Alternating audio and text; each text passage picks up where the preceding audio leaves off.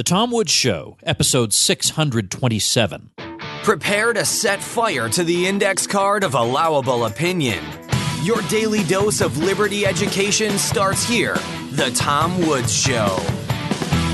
Friends, if you don't have the time of your life aboard the Contra cruise in October 2016, then what can I say? I owe you a Coke.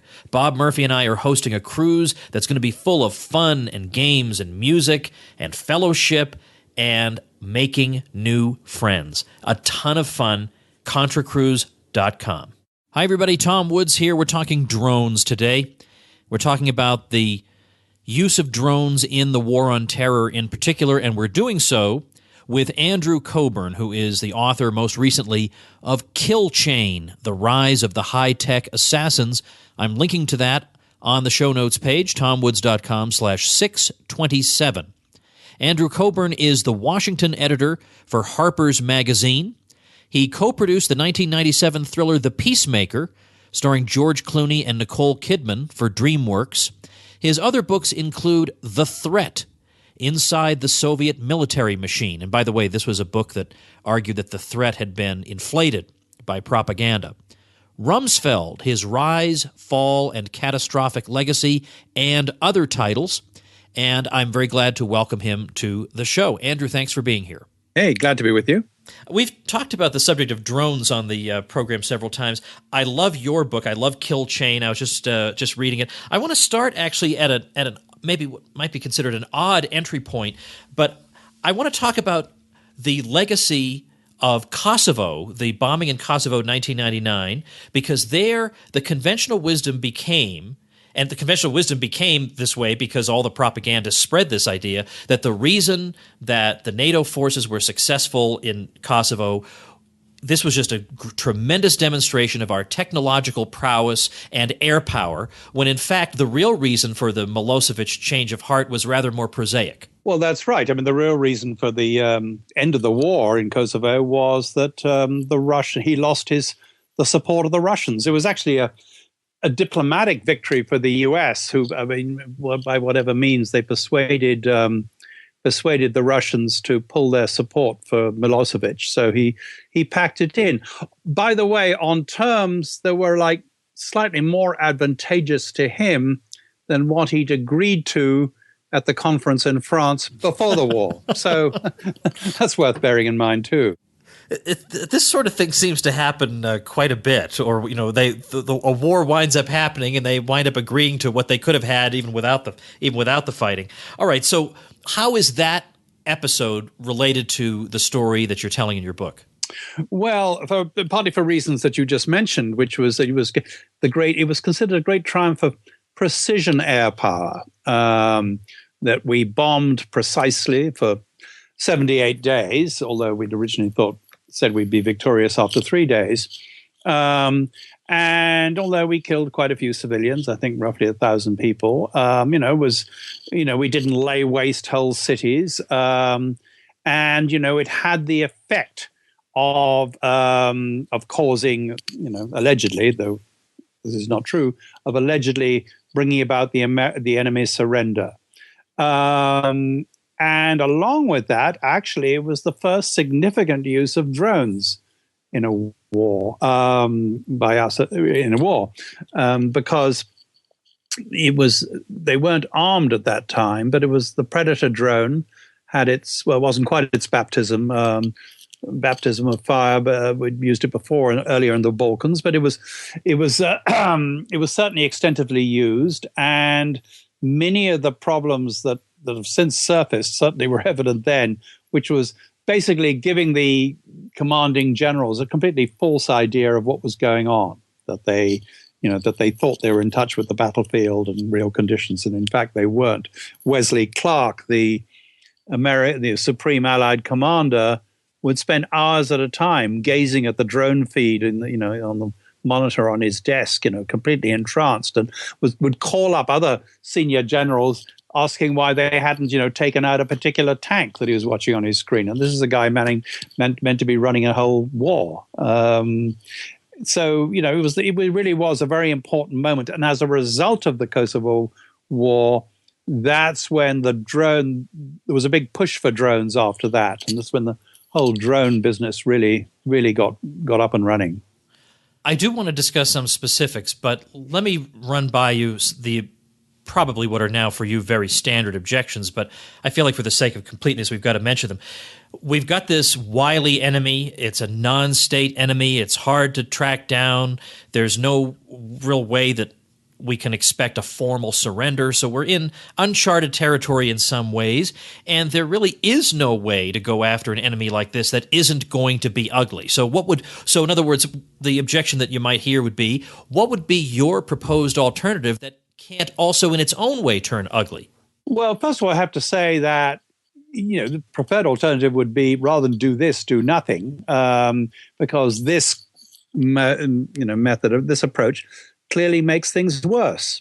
I mean, you'd have to go, it'd take too long to explain. People would have to look at the book to see all the examples I give of this. But very simply, it's been shown again and again and again that if you have a strategy of picking off, the high value targets, the people you consider to be key enemy leaders or key enemy personnel on the other side, which has been our strategy essentially for the last 15 years, you invariably end up with someone worse. I mean, the situation gets worse for you.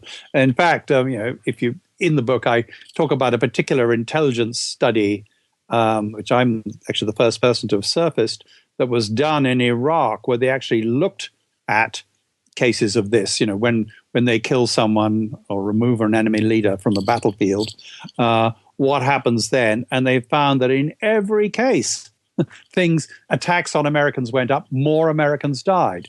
This applies in other areas too, which I go into in the book about in the drug war. It's that, pursuing this strategy actually increases supply of drugs into the United States, which I assume is not the intended effect. Yeah, let me jump in on that if you don't mind, because that surprised me, that there was an attempt to target drug kingpins in the 90s, Latin American, and as you say, the result was the opposite of what you would think, and yet on some level, it seems like that should have worked. If you believed in the drug war and you thought that was a good idea, on some level, you can see the plausibility of it, and yet there's a counterintuitive result. Well, it's always sort of seems like this idea always seems plausible. Maybe because we're all brought up on Westerns, or used to be anyway, pick off the head of the enemy, gang, and the gang will fall apart.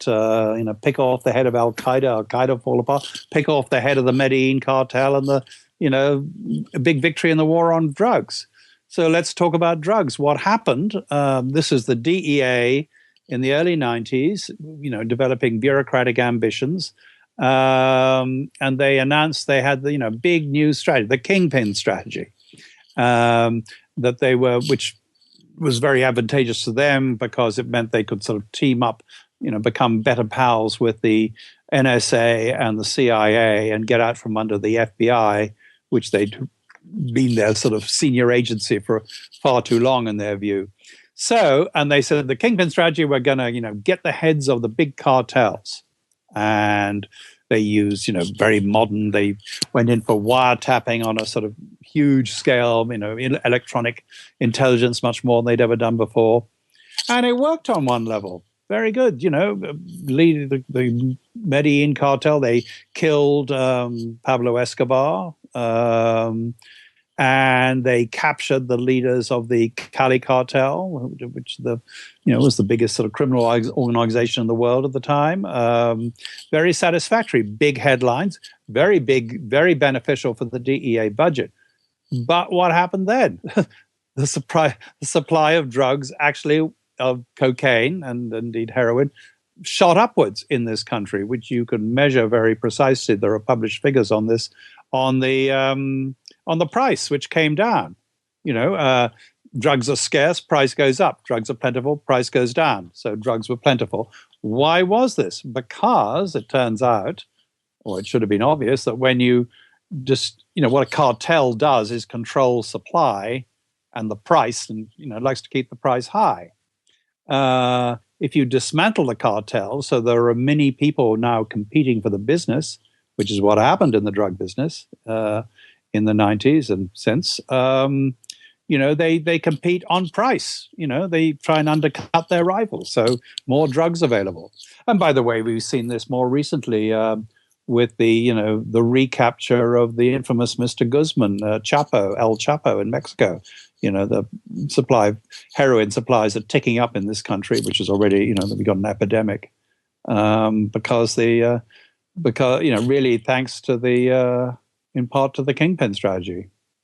All right, let's go back now to the drone issue. Of course, we associate drones with the war on terror more than anything else. Mm-hmm. So what would be, if you had to tell a Reader's Digest story of the history of drones as part of the terror war, what are some of the signposts? What are the landmark events that we would want to be aware of? Perhaps the very first use of a drone might be one, but are there, in other words, can they say they've had a lot of successes here?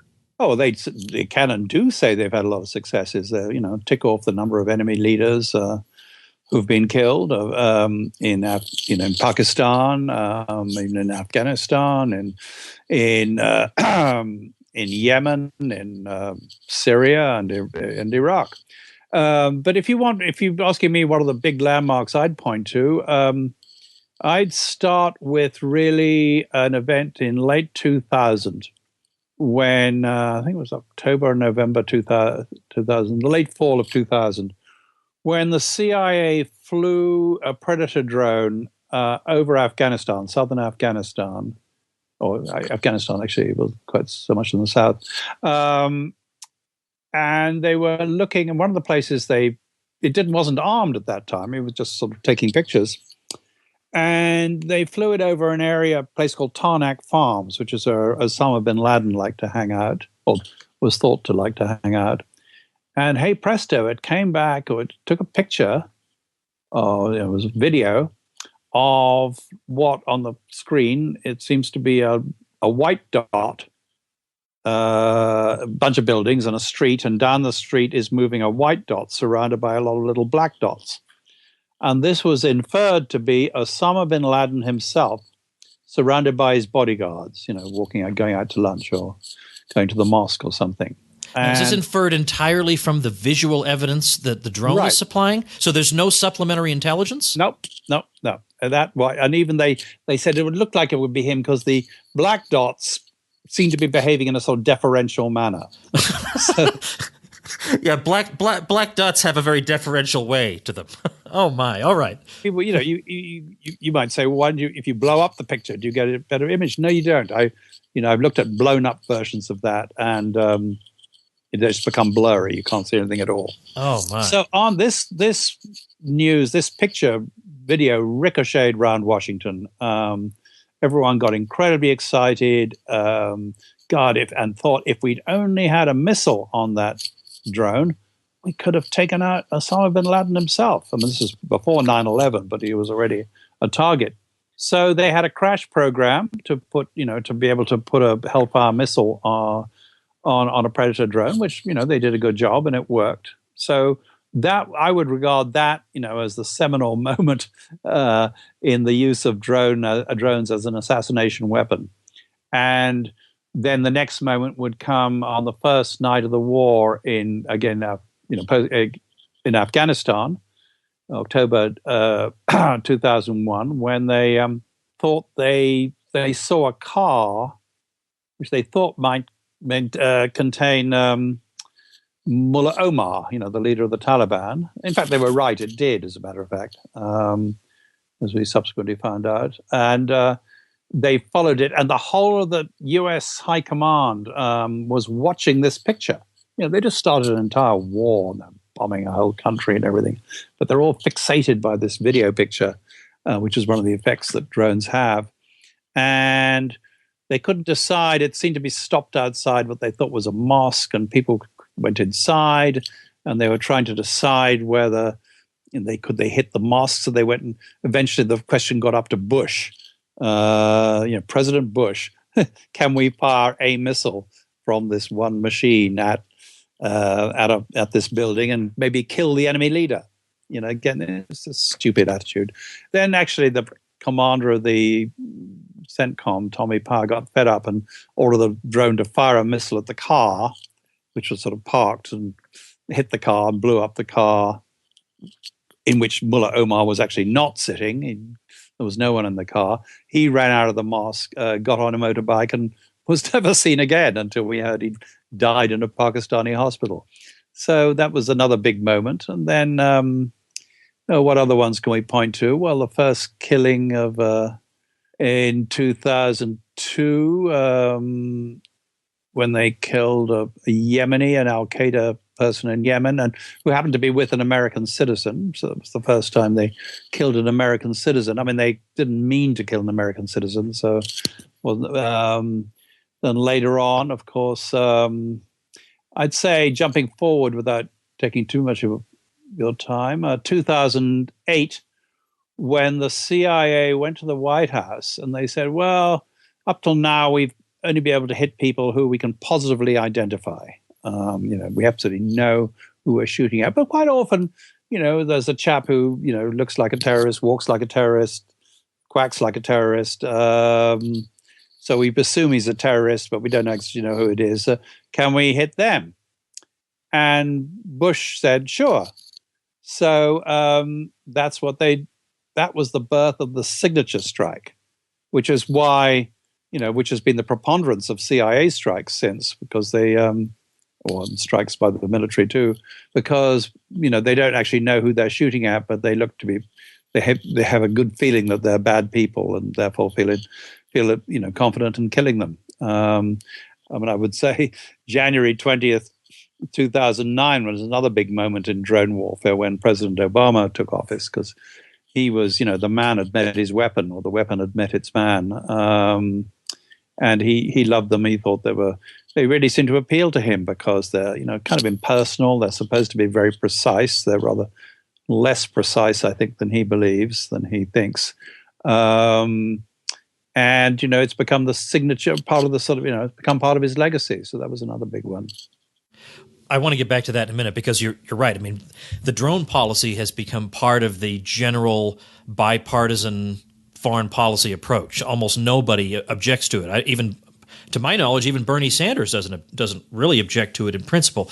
No. So is the issue? But what I want to know is the issue that you see as fundamental here, is it drones themselves, or is it the high value target strategy, whether it's delivered by drone or delivered by sniper? Well, it's both. I mean, it's, for the high value target strategy, the drone seems to be the ideal weapon. I mean, you also have, well, I don't want to, what have been called, not by me, but, human drones, these highly trained special forces squads, Delta Force and the SEALs, DevGru, as it's now called, SEAL Team 6, who go out and, are trained to, to go and assassinate people. And that's been part of the high value target strategy too.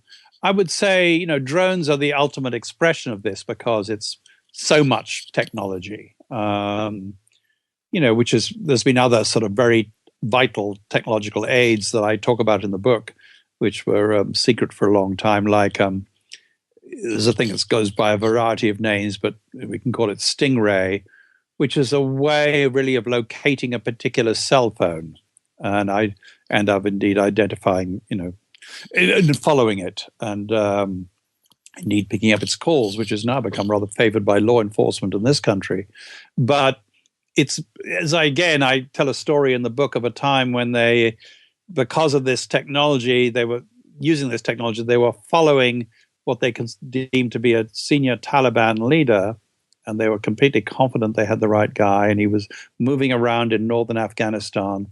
And eventually they found a suitable spot to kill him, which they did actually ultimately with a shot from a helicopter, but there was drones sort of, overseeing the whole thing and really clearly directing, being used to direct the operation. And then it turned out that actually they'd killed completely the wrong fellow. It was a perfectly innocent guy who was actually busily campaigning for his nephew in a parliamentary election and had been in all the papers and everyone knew him.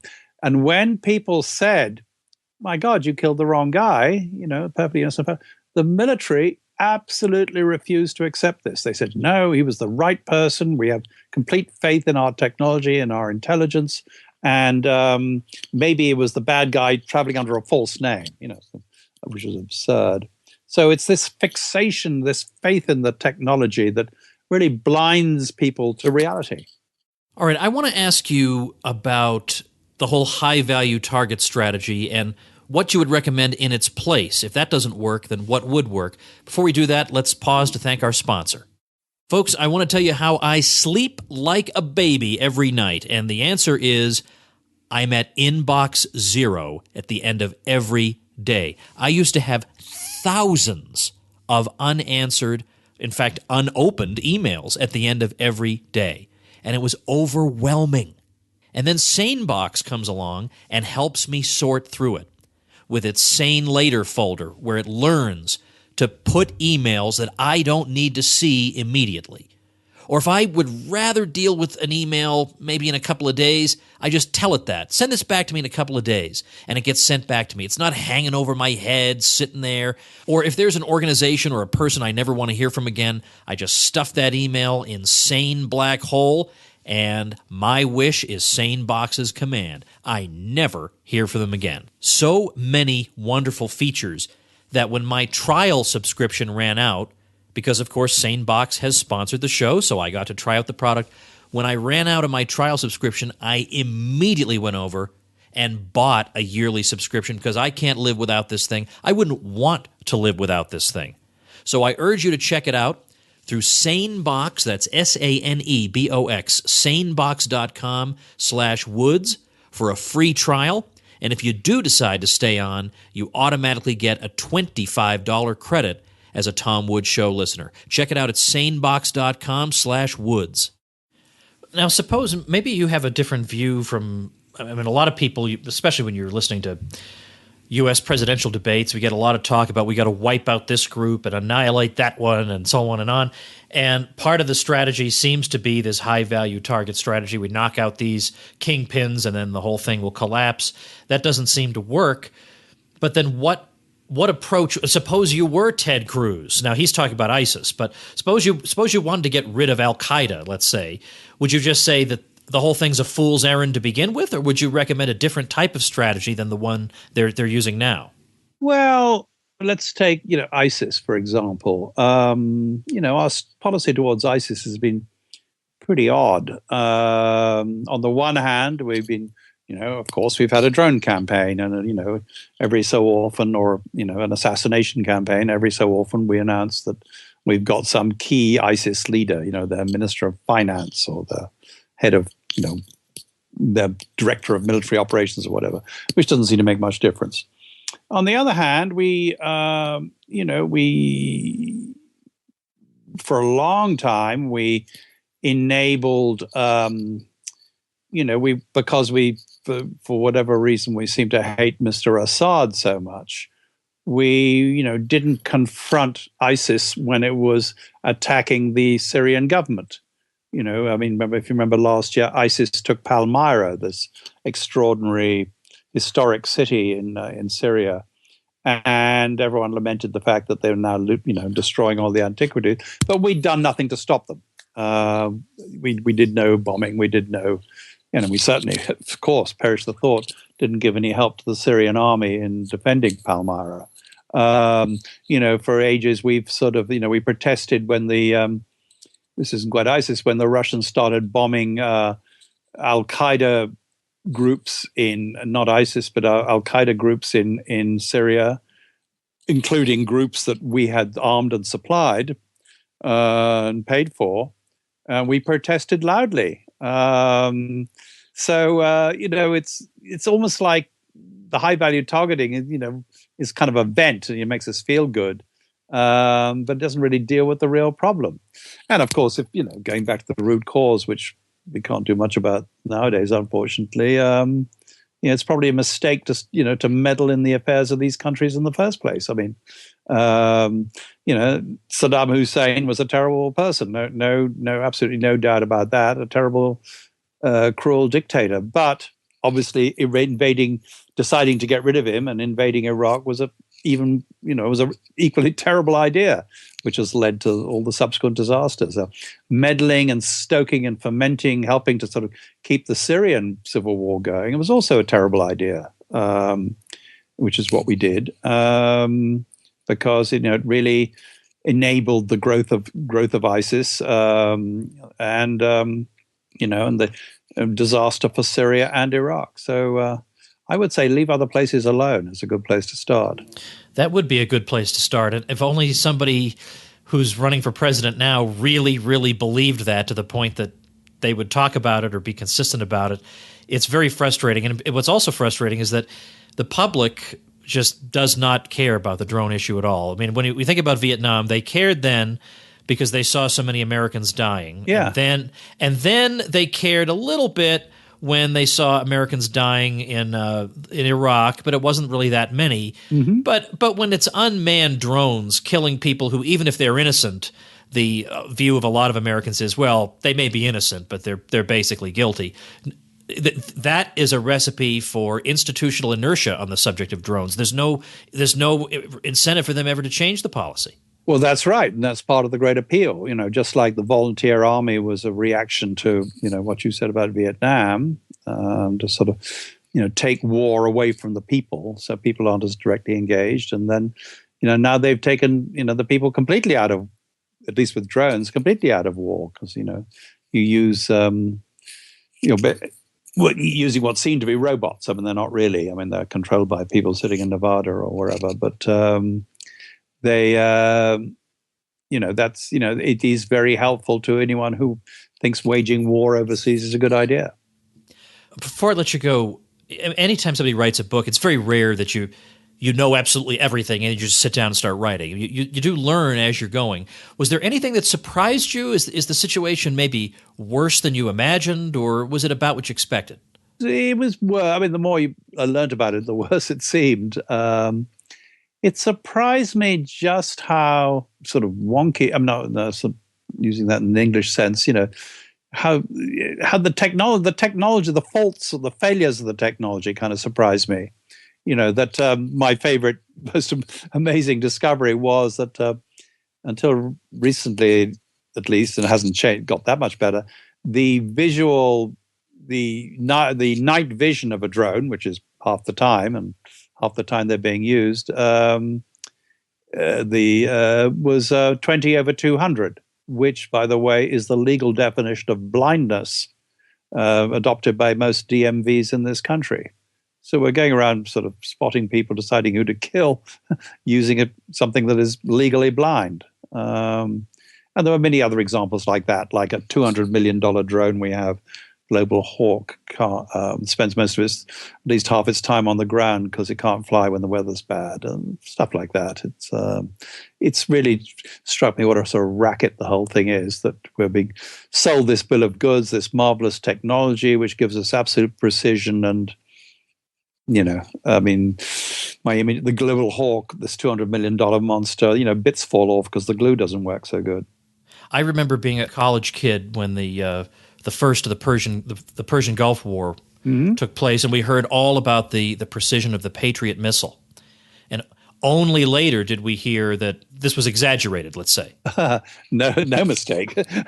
I'd say exaggerated is putting mildly. Yeah. But actually, I quote in the book a study that was done, which almost no one saw, about how well the precision weapons had actually worked in that first Gulf War, that produced those TV pictures that got us so excited. And, it turned out that when they said it had taken one shot, one kill, to knock out some target, it had actually been more like 6 or 7 or 8, that all the claims they'd made for the performance were completely inflated, and nothing much has changed since.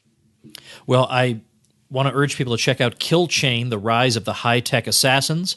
I'm going to link to it at tomwoods.com/626, this being episode 626. We'll link also to your Twitter account, get you some more followers. And let me ask, if there's a website you'd like me to link to, I'd be glad to do that as well. You can find most of my recent articles on Harper's, HARPERS.org. You just type in my name in the search box, you'll get pretty much everything I've written in the last 2 or 3 years, apart from this book. Excellent. Okay, we'll make sure and do that. Thanks so much for your time, Andrew Cockburn. It's been a pleasure. Hey, Tom, it's been fun. Thank you. Thank you, Tom. Bye-bye. All right, everybody, I've got a gift for you before we part ways for the week, and that is a free course on the U.S. presidents. Remember some episodes ago we had Brian McClanahan on to talk about his book on 9 presidents who screwed up America. Well, he has a full-blown course on the presidents from a point of view that's not exactly what you got in the 8th grade, and you can get it for nothing. Well, obviously, if you're already a member of LibertyClassroom.com, you've already got this course, but if you're not, you can get this course for free. How do you get it? Text the word president to the number 44222, and you'll get that baby delivered to you. So text the word president to 44222. You got yourself a free 22-lesson course on the presidents, plus so you get access to 22 videos, you get 22 MP3 files if you'd rather listen to the course on the go, and you also get a complete bibliography of books we consider to be reliable on the presidents. So that whole package of goodies is yours when you text the word president to the number 44222. Thanks for listening. See you next week. Become a smarter libertarian in just 30 minutes a day. Visit TomWoods.com to subscribe to the show for free, and we'll see you next time.